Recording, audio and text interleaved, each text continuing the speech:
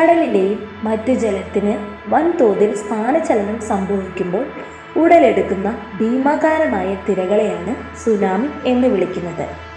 ഭൂമികുലുക്കം, വൻതോതിലുള്ള സമുദ്ര അന്തർചലനങ്ങൾ, അഗ്നിപർവ്വത സ്ഫോടനം, ഉൽക്കാപതനം, മറ്റ് സമുദ്രാന്തര സ്ഫോടനങ്ങൾ തുടങ്ങിയവ ഒരു സുനാമി സൃഷ്ടിക്കാൻ കഴിവുള്ള കാരണങ്ങളാണ്.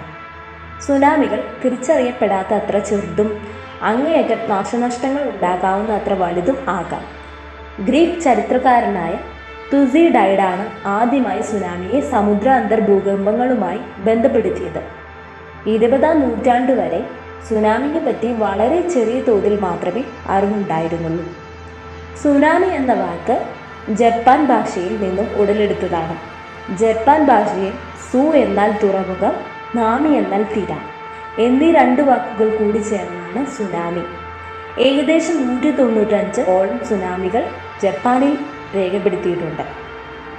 സമുദ്രത്തിൻ്റെ അടിത്തട്ട് പൊടുന്നനെ ചലിക്കുകയും സമുദ്രജലത്തെ ലംബമായി തള്ളുകയോ വലിക്കുകയോ ചെയ്യുമ്പോൾ സുനാമി തിരകൾ ഉണ്ടാകുന്നു. ഭൂമിയുടെ അടിയിലുള്ള ഫലകങ്ങളുടെ അതിർത്തികളിലാണ് ഇത്തരം ലംബദിശയിലുള്ള വൻ ചലനങ്ങൾ നടത്തുക. ഇത്തരം ഫലകങ്ങൾ തമ്മിൽ ഉരസിയുണ്ടാകുന്ന ഭൂചലനങ്ങൾ സുനാമി ഉണ്ടാക്കാൻ പര്യാപ്തമാണ്. സമുദ്രാന്തർഭാഗങ്ങളിൽ ഉണ്ടാകുന്ന മണ്ണിടിച്ചിലും അഗ്നിപർവ്വത ശേഷിപ്പുകളുടെ പതനവും എല്ലാം അതിന് മുകളിൽ ജലഖണ്ഡത്തെ വൻതോതിൽ ഇളക്കാൻ പര്യാപ്തമാകും. അതുപോലെ സമുദ്രത്തിനടിയിൽ ഒരു വലിയ അഗ്നിപർവ്വതം പൊട്ടിത്തെറിക്കുന്നത് മൂലവും സുനാമി ഉണ്ടാവാം. അളവറ്റ ഊർജം അതിവേഗതയിൽ സമുദ്രങ്ങൾ താണ്ടി ഒട്ടും ഊർജ്ജനഷ്ടമില്ലാതെ സഞ്ചരിക്കുന്ന ഒരു പ്രതിഭാസമാണിത്. ഉത്ഭവ കേന്ദ്രത്തിൽ നിന്നും ആയിരക്കണക്കിന് കിലോമീറ്ററുകൾ അകലെ പോലും എത്തി വൻ നാശനഷ്ടങ്ങൾ വിതയ്ക്കാൻ ശേഷിയുള്ള സുനാമി മിക്കപ്പോഴും മണിക്കൂറുകൾ കഴിഞ്ഞായിരിക്കും അതിൻ്റെ ലക്ഷ്യത്തിലെത്തിയിട്ടുണ്ടാവുക. വെള്ളത്തിൻ്റെ അതിശക്തമായ തള്ളലിൽ കെട്ടിടങ്ങളടക്കം മുന്നിൽപ്പെടുന്ന എന്തും തകർന്ന് തരിപ്പണമാകും. ഒരു സുനാമിയിൽ വ്യത്യസ്ത ഉയരങ്ങളിലുള്ള നിരവധി ഓളങ്ങളുണ്ടാകും. ഇവ തീവണ്ടി പോലെയാണ് സഞ്ചരിക്കുക. ഒരു സുനാമി തിരയുടെ ഉയരം ഉൾക്കടലിൽ സാധാരണഗതിയിൽ 1 മീറ്ററിൽ താഴെയായിരിക്കും. അതിനാൽ തന്നെ കപ്പലുകളിൽ യാത്ര ചെയ്യുന്നവർ സുനാമി കടന്നു പോകുന്നത് അറിയുകയില്ല. സുനാമിയുടെ ഏകദേശ വേഗത മണിക്കൂറിൽ 500 മൈൽ വരും.